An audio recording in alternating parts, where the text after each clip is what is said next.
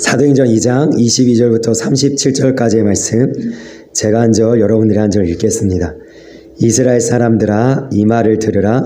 너희도 아는 바와 같이 하나님께서 나사렛 예수로 큰 권능과 기사와 표적을 너희 가운데서 베푸사 너희 앞에서 그를 증언하셨느니라. 그가 하나님께서 정하신 뜻과 미리하신 대로 내 주가 되었거늘 너희가 법없는 자들의 손을 들려 못 박아 죽였으나 하나님께서 그를 사망의 고통에서 풀어 살리셨으니 이는 그가 사망에 매여 있을 수 없었음이라. 말씀이 그를 껴이르되 내가 항상 내 앞에 계신 줄을 배웠으며 나로 유혹하지 않게 하기 위하여 그가 내 우편에 계시도다. 그러므로 내 마음이 기뻐하였고 내 혀도 즐거워하였으며 육체도 희망에 거하리니 이는 내 영혼을 음부에 버리지 아니하시며 주의 거룩한 자로 싸움을 당하지 않게 하실 것이니라. 주께서 생명의 길을 내게 보이셨으니 주 앞에서 내게 기쁨이 충만하게 하시리로다 하였으므로 언제나 내가 조상 다윗에 대하여 당대히 말할 수 있느니 다윗이 주어 장사되어 그녀가 오늘까지 우리 중에 있도다.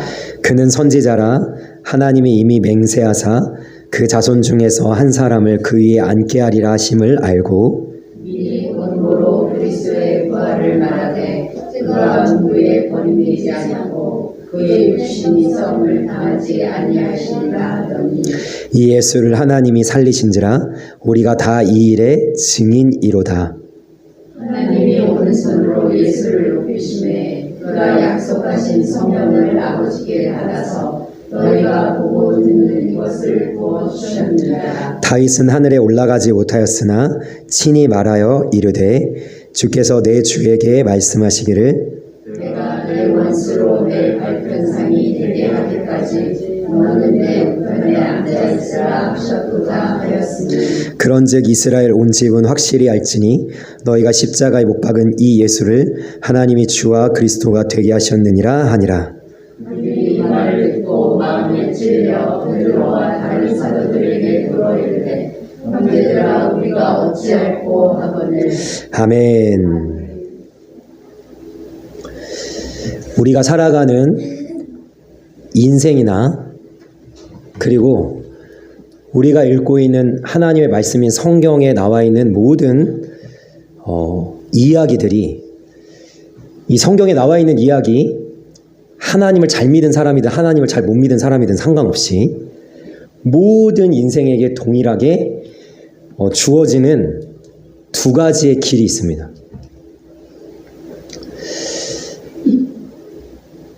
우리는요, 이 두 가지 중에 하나를 선택하는 거예요. 자, 그게 뭐냐면 하나님 중심으로 살 것인가 아니면 내 중심으로 살 것인가. 이 두 가지밖에 없습니다.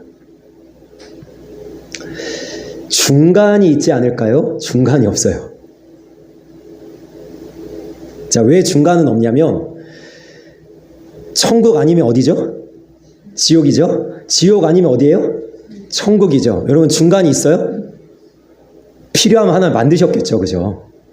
뭐 천주교에서는 연옥을 이야기하고 그것으로 좀 못된 짓도 하긴 했지만 우리는 연옥을 인정하지 않고 우리는 믿지 않습니다. 왜냐하면 성경에 나와 있지 않기 때문이죠. 성경에는 오직 뭐만 얘기해요?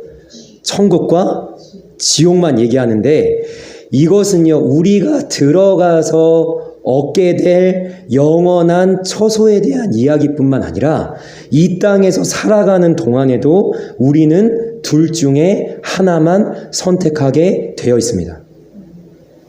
뭐라고요, 그게? 하나님 중심으로 살래? 아니면 너 중심으로 살래? 두 가지밖에 없어요. 근데 제가 이렇게 이야기를 해도 중간이 있잖아 라고 하시는 분들이 계셔가지고 중간에 머무시는 분들이 계세요. 그럼 여러분 어떻게 되는지 아세요? 양다리 걸치다가 어떻게 되는지 아세요? 다리가 찢어집니다. 하나님을 믿는데 세상 속에도 뭔가 이뤄보고 싶고, 세상 속에서 뭔가 이뤄보고 싶기도 한데 하나님도 믿는 이 사람들은요, 어떻게 되냐면 세상에서도 찌질하게 사는 거예요. 왜 그럴까요? 세상에 나가보니까요, 이 사람들은 하나님이 없기 때문에 어떻게 하냐면 가장 방탕하고 가장 타락한 길까지 가는 거예요. 그런데 내가 이 사람들과 어울리고 나도 쾌락을 한번 즐겨보자 하는데 하나님을 믿으니까 어때요? 계속 이게 캥깁니다. 그래서 어느 정도는 할 수 있겠죠. 세상 속에서 세상 사람들과 어울려서 술 한잔 마실 수 있고, 내가 어울려서 뭔가 그 사람들이 가는 곳에 갈 수도 있지만 마음껏 내가 세상의 것을 즐길 수 있어요, 없어요? 즐길 수가 없습니다. 왜요? 하나님이 걸리니까요. 그런데 이런 사람들이 또 문제가 뭐냐면 하나님 앞에 나와서도 하나님은 뭘 요구하세요? 마음을 다하여, 힘을 다하여, 뜻을 다하여, 심지어 목숨을 다하여 하나님을 사랑하라고 하는데, 하나님을 그래 마음은 조금 주고 힘은 조금 드리고 하긴 하는데 다 드리진 않는단 말이에요. 하나님 앞에 목숨까지 걸고 막 이러지 않는단 말이에요. 왜? 세상에서 걸린단 말이에요. 하나님한테 미쳐서 살려다 보니까 세상이 걸려요. 그래서 하나님 앞에 서 있는데도 뭐예요? 여기서도 쪼다예요, 쪼다. 여기서도 하나님 앞에 올인하지 못하고 하나님 앞에 마음과 목숨을 다하지 못하고 그냥 여기서도 어중간하게 양다리 걸친 사람으로 하나님을 예배하긴 하는데, 하나님을 사랑한다고 하긴 하는데 그냥 어중간하게 신앙생활하고 세상에 나가서도 어중간하게 즐기다가 갈팡질팡하고 언제까지 머뭇머뭇하다가 이도 아니고 저도 아닌 신앙생활을 살아가는 사람들이 너무나 많다는 겁니다. 제가 이 두 가지를 지금 이야기하는 이유는 뭐냐면 오늘 말씀을 통해서 결단하시라고요. 둘 중에 하나를 하시기로 결단하시라고요. 중간은 없습니다. 아브라함이요, 하나님의 부르심을 받죠. 75세 때, 그죠? 부르심을 받아서, 자, 처음에는 너무 잘해요. 너의 본토 친척 아비 집을 떠나. 그리고 자기가 거하던, 이거는 목숨을 거는 일이었다니까요. 그때 당시에. 갈대아 우르를 떠나 하나님이 지시할 땅으로 가기 시작합니다. 그건 믿음이잖아요, 믿음. 그래서 아브라함이 맨 처음에 하나님 중심으로 가는데, 아브라함도 어때요? 나 중심으로 바뀌어가는 거예요. 자기가 거하는 땅에 기근이 들므로 하나님이 약속하신 땅에 머무는 게 아니라 어디로 내려갑니까? 애굽으로 내려가는 거예요. 그러다가 한번 혼쭐이 나죠. 아브라함이 그런 일들을 겪다가 어느 날 자기 아내를 누이라고 속이기도 하고, 그리고 자기가 정신을 못 차리고 여종 하갈에게서 이스마엘을 낳기도 하고 막 이런 일들을, 그러니까 이 아브라함도 헷갈려요. 믿음의 조상이라고 해가지고 헷갈리는 거예요. 하나님 중심인 것 같은데 어떨 때는 믿음이 있어 보이는데 아브라함도 자기 중심적인 선택을 하다가 그가 결국에 창세기 22장에 가장 위대한 믿음의 모습을 보여주잖아요. 100세 때 얻은 아들 그 이삭을 독자까지도 아끼지 아니하고 하나님께 드릴 때 비로소 아브라함을 향해 하나님 뭐라고 얘기하십니까? 네가 비로소 나를 경외하는 줄 내가 알겠다는 거예요. 무슨 말씀입니까? 네가 이제는 너의 중심에서 벗어나서 나의 중심으로, 하나님 중심으로 사는 법을 알았구나 라고 하나님 인정하신다는 거예요. 한 명의 인물을 더 예를 들어볼까요? 야곱은 어떨 때는 믿음이 있는 것 같아요. 그죠? 야곱이 믿음이 있는 것 같아요. 그래가지고 하나님 붙들고 그 창세기 28장에 보니까 베델에서 하나님 만나가지고 뭐라고 합니까?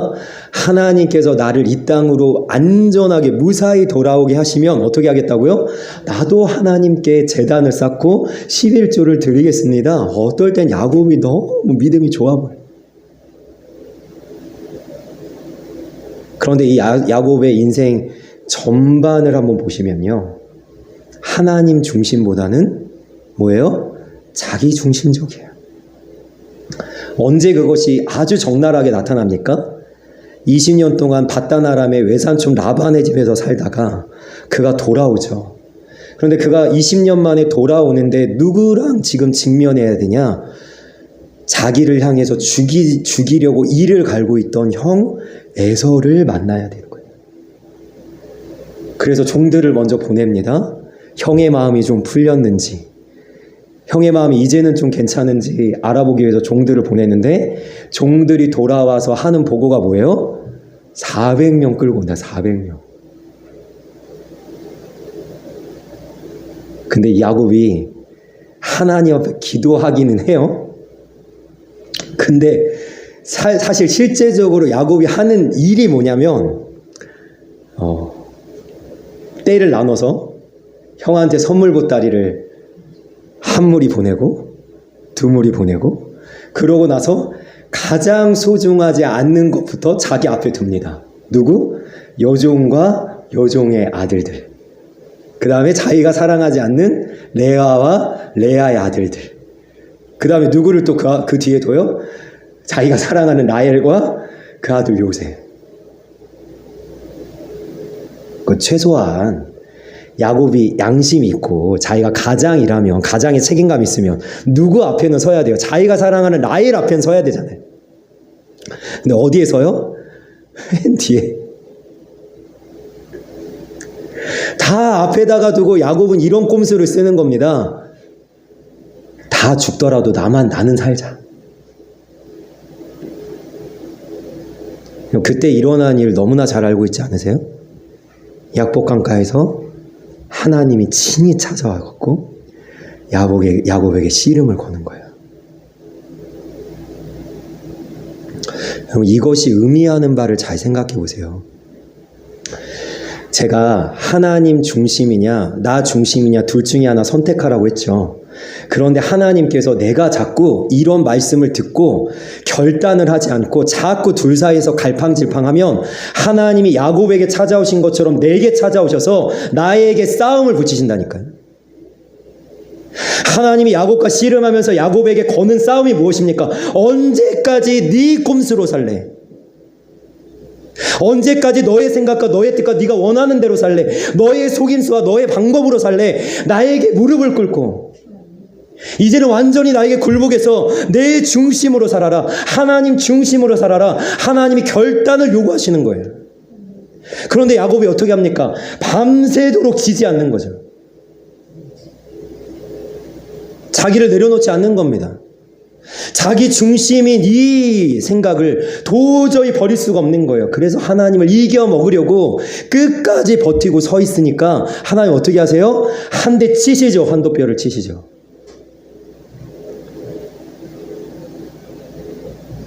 이 시대에 일어나는 일들에 대해서 제가 지난주 월요일에 세미나를 다녀왔는데요. 그 배운 내용을 여기서 다 이야기하려면 한 1박 2일, 2박 3일은 밤을 새야 되기 때문에 제가 아주 간단하게 말씀드리겠습니다. 우리 전 세계는 원래 근대주의라는 게 있었습니다. 그게 뭐냐면 하나님 중심의 세계였어요. 근데 아마 다 들어보셨을 겁니다. 그 하나님 중심인 근대주의가 포스트 모더니즘이라는 것이 들어와가지고 어떻게 했냐면 하나님 중심인 것을 전부 다 해체하는 거예요. 뭘로? 인간의 이성과 인간의 과학이 최고다라는 그 단 하나의 생각으로. 그 다음에 이 인간의 이성과 그리고 사람이 노력하면 어디에 이룰 수 있다? 이 땅에서도 유토피아를 만들 수 있다라는 생각으로 포스트 모더니즘이 하나님 중심을 다 해체했는데, 여러분 지금은요 포스트 모더니즘 시대가 아니라 어떤 시대냐? 이걸 뭐라고 얘기해야 될까요? 포스트 모더니즘이라고 얘기해야 될지. 이것을 이야기하는 여러 가지 용어들이 있습니다. 네오막시즘, 비판이론, 그 다음에 아마 이 단어는 한 번쯤 들어보셨을 거예요. PC, 정치적 올바름주의. 자, 이 흐름은 이겁니다. 하나님 중심을 포스트 모더니즘이 다 해체했죠. 자, 해체하고 나서 대안이 있어야 될 거 아니에요. 그래서 이들이 이야기하는 대안이 뭐냐면 네가 하나님이야. 자, 지금 이 시대는 인간을 하나님 위치에 놓은 시대입니다. 그게 무슨 말이냐? 페이스북을 하시는 분이 계신지 모르겠는데 페이스북에 맨 처음 가입을 하실 때 내가 성을 선택할 수 있습니다. 71가지입니다. 내가 선택할 수 있는 성이 71가지예요. 저게 뭔 소리야? 라고 하시는 분은 굉장히 지금 순수한 세상을 살고 계신데 71가지가 무슨 얘기냐면 이런 거예요. 네가 생물학적으로 남자로 태어났어도 네가 지금 여자라고 느끼면 너는 여자야. 이게 지금 이 시대가 하는 일입니다. 그런데 이것을 더 나아가서 지금 서양의 국가들이 무엇을 하고 있냐면 이렇게 얘기하는 거예요. 네가 여자라고 느끼는데 네가 여자라고 생각하면 여자라는 게 옳은데 너를 자꾸 여자가 아니라고 해? 그럼 우리가 혼내줄게. 그게 차별금지법이에요. 여러분 생물학적으로 내가 남자라는 게 무슨 의미입니까? 하나님이 하나님의 형상대로 사람을 창조하셨습니다. 하나님이 나를 남자로 여자로 만드셨는데 하나님이 만들어 오는 나를 인정하고 싶지 않다. 이것이 나를 하나님의 위치에 놓은 거예요. 네가 하나님이야. 네가 감정적으로 느끼는 거, 네가 스스로 네가 생각하는 게 무조건 옳아. 그런데 너에 대해서 누군가가 너의 어떤 성적인 정체성이나 너의 어떤 성적인 어떤 그런 성향 때문에 너를 누군가가 욕하고 너에 대해서 죄라고 이야기하면 우리가 혼내줄게. 그것을 법으로 통과하고 그런 하나님이 보시기에 불법적인 것들을 합법적으로 결혼이라고 인정하는 흐름이 지금 이 시대에 흘러가고 있는 사상이고 그러한 유행 속의 흐름 속에 우리가 있는 겁니다. 그런데 제가 지금 넓은 의미로 이 세대에 대해서 지금 이야기하고 있지만 사실 제가 하나님 중심이냐 너 중심이냐 이 이야기는 제가 이야기하는 이런 이야기 다 몰라도 내 안에서 일어나는 일을 한번 보시라고요. 내 안에서 뭐가 일어나고 계세요? 하나님 중심으로 살고 싶지 않다니까요, 우리는요. 그래서 사실은 야곱이 야복강가에서 하나님과 씨름하듯이 우리의 신앙생활은 늘 어떤 일이 벌어지느냐? 하나님 말씀이 내게 들어와서 내가 아멘 돼서 순종되어야 되는데 자꾸 어떻게 돼요? 부딪히는 거예요. 난 이 말씀대로 살고 싶지 않아. 이 말씀 왜 이렇게 어려워? 왜 이렇게 무거워? 왜 이렇게 되죠? 나 중심이어서 그래요. 그런데 하나님 중심으로 말씀을 받는 사람은 어떻게 됩니까? 그럼 말씀이 어렵죠. 무겁죠. 저도 그래요, 저도. 그런데 하나님 중심으로 말씀 받는 사람은 어떤 생각이 드는 거예요? 하나님, 이 말씀대로 살고 싶어요. 그런데 하나님, 내가 이 말씀대로 살기에는 너무 연약해요. 내 마음은 너무 좁아요. 하나님, 원수도 사랑하라고 하시는데 어떻게 원수를 사랑해야 될지 모르겠어요. 그런데 내가 그렇게 하고 싶어요. 도와주세요. 이게 되는 거예요. 자, 이 세계관은 하나님 중심이냐 나 중심이냐라는 이 세계관은 제가 만든 것이 아니라 하나님이 만들어 온 세계관이에요. 자, 시편 1편 1절 2절 말씀 한번 읽어보겠습니다. 시작. 믿는 사람은 낭인들의 길을 따르지 아니하며 죄인들의 길에 서지 아니하며 원한 자들의 자리에 앉지 아니하고 오직 여호와의 율법을 즐거워하여 그의 율법을 주야로 묵상하는도다.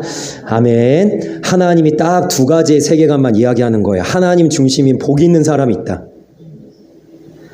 자, 이 사람 어떻게 산다고요? 나 중심인 악인들처럼, 죄인들처럼, 오만한 자들처럼 살지 않는다.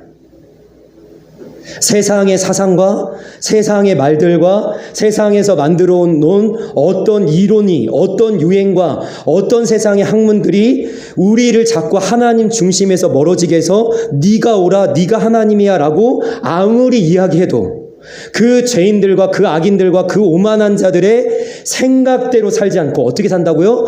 하나님 중심으로 살기 위해서 오직 하나님의 말씀을 주야로 묵상하여 하나님의 뜻을 따르려면 어떻게 해야 됩니까?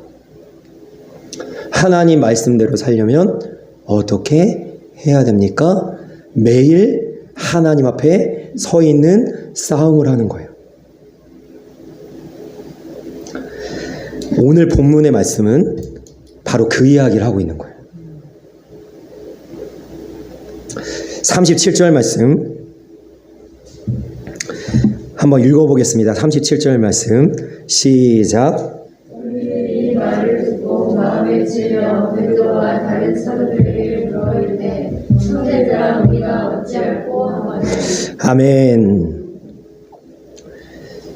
자, 베드로가 예수 그리스도에 대한 복음, 그의 부활과 그가 다윗의 자손 되심, 그 다음에 너희가 죄악으로 인해서 너희의 눈이 가리워서 그를, 하나님의 아들 된 메시아 된 그를 십자가에 못 박혀 죽였다. 이 설교와 이 말씀을 듣고 이들에게 어떠한 변화가 생겼습니까?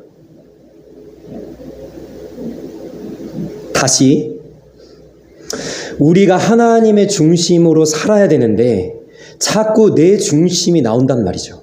하나님 중심과 내 중심이 자꾸만 부딪힐 때 우리는 어떻게 하나님의 중심으로 살아갈 수 있는 선택과 결단을 할 수 있는가? 그 첫 번째는 뭐냐면요, 자기 자신에 대한 철저한 깨달음과, 그럼 내가 누군지를 철저히 깨닫고 더 나아가서 어떻게 돼야 됩니까? 내가 철저히 깨어지는 은혜가 있어야 돼요. 여러분, 이 말씀을 듣고 반응하는 이 사람들은 지금 어떤 변화를 겪었냐면 이런 겁니다. 자기가 깨어지는 걸 경험한 거예요. 너희가 예수를 죽였어. 너희가 지금 그 예수가 다윗의 후손이야. 하나님의 아들이야. 그분이 메시아야. 이러니까 어떤 반응이 일어나냐면 내가 잘못했구나. 내가 그런 죄인이구나. 내가 그런 짓을 저질렀구나. 왜 이런 반응이 나왔다고요? 하나님 중심으로 말씀을 받았기 때문이에요. 우리가 찾아보진 않겠지만 하나님 중심으로 말씀을 받지 않은 사람들은 어떤 일이 벌어지냐? 스데반 집사님이 설교하던 사도행전 7장에 그 긴 설교 끝에 똑같습니다. 그들이 듣고 마음이 찔려.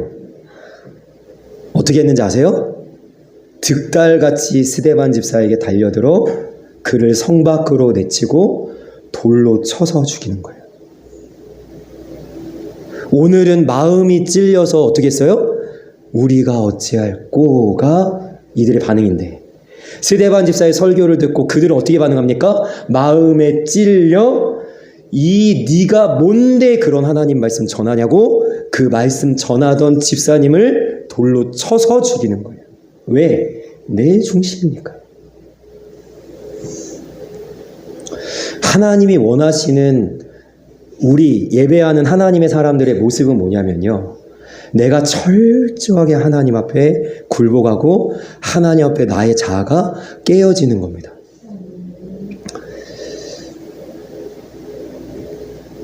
그 베드로가 예수님을 만난 장면에서 예수님께서 베드로에게 오른편에 그물을 던져라. 그래서 그물을 던졌더니 어떻게 돼요? 밤새도록 한 마리로 못 잡았는데 그물이 찢어질 정도로 물고기를 잡고 나니까 베드로가 그 예수님 앞에 뭐라고 얘기합니까? 주여 나를 떠나소서 나는 죄인입니다. 이게 하나님이 우리에게 원하시는 반응이라. 이사야 6장에 보면요, 하나님이 영광 중에 이사야 선지자를 만납니다. 여러분, 그 스랍들이 6날개가 있는데 그 날개로 날면서 여호와는 인자하시도다, 여호와는 광대하시도다 막 찬양을 하고, 하나님의 영광스러운 그 임재가 이사야 선지자에게 있을 때 이사야 선지자가 그 하나님의 영광 가운데 어떻게 반응합니까? 나는 입술이 더러운 자다. 여러분, 하나님 앞에 서 있을 때요, 내가 완전히 무너져 내리고, 내가 완전히 죽어지고, 내가 완전히 주님 앞에 굴복되어지는 은혜가 있기를 원합니다. 여러분, 고린도후서 10장 5절에 보면요, 하나님을 대적하여 높아진 것들을 하나님께서 무너뜨린다고 말씀하세요. 여러분, 이 세상이 아무리 하나님 중심을 해체하고 하나님 자리에 인간을 놓아도 하나님께서는요, 하나님을 대적하여 높아진 모든 이론을 파괴하시고 무너뜨리시고 굴복하게 하시는 줄 믿습니다. 그 일이 우리의 마음과 우리의 신령 가운데 일어날 수 있기를 원합니다. 여러분, 두 번째, 우리가 내 중심이 아니라 하나님 중심으로 살아갈 수 있으려면, 자, 22절 말씀 한번 읽어보겠습니다. 시작. 이스라엘 사람들아, 이 말을 듣느라. 너희도 아는 바와 같이 하나님께서 나사렛 예수로 큰 권능과 기사와 표적을 너희 가운데서 베푸사 너희 앞에서 그를 증언하셨느니라. 아멘. 여러분, 이 성령의 임재와 하나님의 이 엄청난 역사를 보았던 사람들이 뭐라고 했어요? 술 취했네, 미쳤네, 막 이랬단 말이에요. 그런데 누가 일어나서 하나님의 말씀을 선포합니까? 베드로가 일어납니다. 여러분, 베드로는요, 원래 여기 있을 사람이 아니에요. 베드로가 누구죠? 원래 예수님 만나기 전에 누구죠? 어부죠. 그러니까 베드로는요, 이렇게 서가지고 하나님 말씀 전하고 무슨 복음을 이야기하고 예수님의 부활을 증거하는데 익숙한 사람이 아니에요. 이 사람은요, 원래 어부였기 때문에 날 때부터 어부였고, 그 다음에 이 사람은 평생은 어부로 살았고, 그 다음에 이 사람은요, 뭘 얘기하는 게 익숙한 사람이냐면 물고기를 잡는 게 얼마나 이게 익숙한 사람이에요. 물고기를 어떻게 하면 잘 잡냐? 물고기는 언제, 봄은 어디에 가면 잘 잡히고, 여름엔 어디에 가면 뭐가 잘 잡히고, 이거 얘기하는데 익숙한 사람이에요. 그런데 베드로가 누구의 부르심을 받았습니까? 예수님의 부르심을 받은 거예요. 예수님이 베드로를 만나서 이렇게 이야기합니다. 네가 여태까지는 물고기를 잡았지만, 물고기를 낚았지만 이제는 나를 따르라. 누구를 낚는 자가 되리라? 사람을 낚는 자가 되리라 라고 말씀하셨기 때문에 베드로는요, 예수님의 부르심 앞에 서 있는 거예요. 왜 하나님의 말씀을 들고 지금 섭니까? 왜 그 종교 지도자들이 여러 가지 위협 가운데서도 베드로는 담대하게 하나님의 말씀을 전합니까? 예수님이 나를 부르셨고 예수님이 나를 보내셨다라는 그 단 하나의 소명 때문에 지금 이 자리에 서 있는 줄 믿습니다. 저는 묻겠습니다. 여러분은 왜 그 자리에 계십니까? 왜 여기 계세요? 제가 지난주에 이야기했죠. 2004년 11월에 제가 일산에 사역지가 생겼습니다. 여러분, 저는 일산을 한 번도 생각해 본 적이 없어요. 저는 부천에 살았고요. 저는 저의 사역지로, 제가 개척을 할 때 교회의 어떤 그런 목회지로 저는 일산을 생각해 본 적이 없어요. 그런데 제가 왜 일산에서 사역을 시작하고 왜 일산에 와서 지금 목회를 하는지 아십니까? 하나님이 저를 보내셨기 때문이에요. 여러분, 우리가 하나님 중심으로 살 수 있는 방법은 뭐냐면요, 내가 하나님의 부르심을 깊이 생각할 때에, 그것을 깨달았을 때 우리 하나님 중심으로 살아갈 수 있는 거예요. 내가 여기 이사 오기로 선택했어, 내가 이 직장을 선택했어, 내가 이런 삶을 살기로 선택했어. 그럼 내 마음대로 사는 거죠.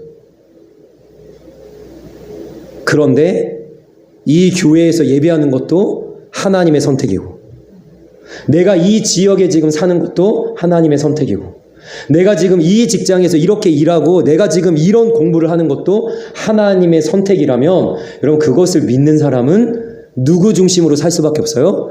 하나님 중심으로 살 수밖에 없죠. 베드로는 그것을 가슴 깊이 새기고 있기 때문에 어부의 일을 버리고 자기에게 익숙한 것, 자기에게 재능이 있는 것, 자기의 삶의 터전을 버리고 오직 예수 그리스도를 위해서 지금 이 삶을 살아가고 있는 것입니다. 세 번째, 우리가 나 중심이 아니라 하나님 중심으로 살기 위해서는요. 33절 말씀 33절 말씀 다 같이 읽어보겠습니다. 시작. 하나님이 오른손으로 예수를 높이심에 그가 약속하신 성령을 아버지께 받아서 너희가 보고 듣는 이것을 부어주셨느니라. 아멘. 여러분 어쩌면요. 이 지금 22절부터 36절까지는 전부 다 베드로가 예수님 얘기예요. 근데 가만히 생각해 보면 이 베드로가 하는 이야기가 굉장히 뜬금없어요. 왜냐면요. 우리가 지난주에 첫 번째로 베드로가 설명한 것은 뭡니까? 요엘 선지자의 말씀이 있었다 이거였고요. 그 다음에 이 성령의 임재된 현상과 이 사건을 통해서 베드로가 예수님 이야기를 하는 거예요. 그런데 어떤 사람들은 이런 생각이 들 거예요. 아, 이게 예수님이랑 뭔 상관이야. 베드로가 이렇게 설명하는 겁니다. 하나님이 약속하신 성령을 보내셨고 요엘 선지자를 통해서 그 다음에 또 오늘 33절에 뭐예요? 예수님이 약속하신 성령을 보내셨다 이렇게 설명하는 거예요. 근데 저는 더 나아가서 베드로의 이 긴 예수님의 이야기를 이렇게 말씀드리고 싶습니다. 여러분 왜 베드로가 예수님 얘기를 하냐면 베드로의 모든 머리끝부터 발끝까지 누구로 채워졌어요? 예수님밖에 없어요. 그전에는 물고기 잡는 것, 물고기를 어떻게 하면 잘 팔아서 돈을 남길까? 어떻게 하면 물고기 잘 잡아서 내가 먹고 살까? 내 돈벌이가 될까? 이 생각밖에 없었다면 그 생각은 다 비워지고 누구로 채워졌어요? 오직 예수로 채워졌기 때문에 베드로는 예수님 얘기 말고는 할 게 없는 거예요. 이러한 은혜가 우리 모두에게 있기를 원합니다. 예수님 얘기 말고는 할 게 없는 사람. 제가 좋아하는 찬양 중에 내 안의 한계를 넘어라는 찬양이 있거든요. 그 찬양의 가사에 이런 가사가 있습니다. 나의 모든 걸음이 주님 안에 있기에 주의 이야기 되네. 이제 내가 걸어가는 걸음이, 내가 살아가는 삶이 내 이야기가 아니라 누구의 이야기가 됐어요? 예수님의 이야기가 된 거예요. 이게 베드로의 삶인 거예요. 베드로의 이야기는 없어요. 이제 어부 베드로, 예수님 만나기 전에 베드로, 자기 생각과 자기 멋대로 살았던 베드로의 이야기는 지금 없어요. 베드로의 이야기는 사라지고 누구의 이야기만 남았어요? 예수님의 이야기만 남은 거예요. 우리 안에 내가 가득하면 뭐가 나옵니까? 나만 나오는 거예요. 내 자랑, 내 이야기. 그런데 우리가 이제는 어떤 이야기를 해야 되겠어요? 하나님 중심으로 살아서 하나님의 이야기, 주님의 이야기, 말씀 말고는 나오는 게 없는 예수 그리스도로 충만한 우리의 모습이 있기를 원합니다. 제가 오늘 말씀을 이렇게 이야기했습니다. 하나님 중심으로 살든 나 중심으로 살든 둘 중에 하나만 선택한다는 거예요. 중간은 없습니다. 근데 하나님 중심으로 살기 위해서 우리가 해야 할 세 가지는 뭐라고요? 나의 자아가 철저히 깨달아지고 철저히 깨어져야 되는 거예요. 내가 어찌할꼬. 두 번째는 뭡니까? 하나님의 부르심을 마음 깊숙이 새기는 거예요. 하나님이 나를 이곳에 보내셨어. 하나님이 나를 이런 가족들을 만나게 하셨어. 하나님께서 이 교회에서 신앙생활을 하게 하셨어. 하나님이 하셨다라고 하면 하나님 중심으로 사는 겁니다. 세 번째는 뭡니까? 베드로처럼 예수님으로 가득해지는 거예요. 내 안에 어디라도 예수님밖에 없는 거예요. 예수님으로 충만한 거예요. 그러한 삶이 되어서 이제는 나 중심인 삶을 버리고 기꺼이 마땅히 즐거이 하나님을 위해서 모든 것을 거는 하나님 중심으로 살아가는 우리의 삶이 되기를 주님의 이름으로 간절히 소망합니다. 오늘 말씀의 제목을 설명하고 말씀을 맺어야 될 것 같아요. 그래야 인사를 할 수 있을 것 같아요. 오늘 베드로의 말씀을 들은 이 사람들은 반응을 잘했어요. 질문하겠습니다. 오늘 제가 하나님의 말씀을 대언하여 선포했습니다. 이 말씀에 대한 우리 성도님들의 반응은 무엇입니까? 이 사람들처럼 올바로 하나님 중심으로 반응하시길 원합니다. 아멘. 기도하겠습니다.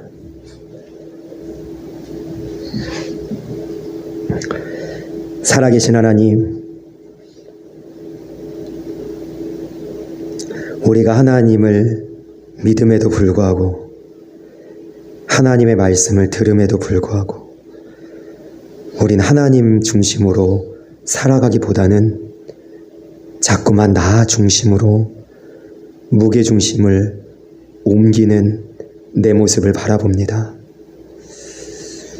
하나님, 우리가 이 본문에 나와 있는 이 사람들처럼 하나님의 말씀에 올바로 반응해서 마음이 찔려 우리가 어찌할꼬 이러한 반응을 하게 하시고, 그래서 나 자신을 철저히 깨달아 철저히 내 모습이 깨져서 내 중심이 아닌 하나님의 중심으로 살아갈 수 있는 우리의 모습이 되어지게 하여 주옵소서.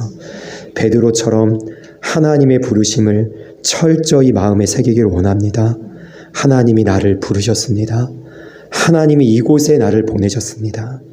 하나님이 하셨기에 하나님의 뜻을 따라 하나님의 말씀대로 살아가는 모습이 있게 하시고, 무엇보다도 우리의 모든 하나님 모습 가운데 머리부터 발끝까지 오직 예수로 채워지고 충만해져서 나의 이야기는 없고 오직 예수님의 이야기만 가득한 그러한 삶을 살아갈 수 있도록 우리를 붙잡아 주옵소서. 감사하며 예수님의 이름으로 기도합니다. 아멘.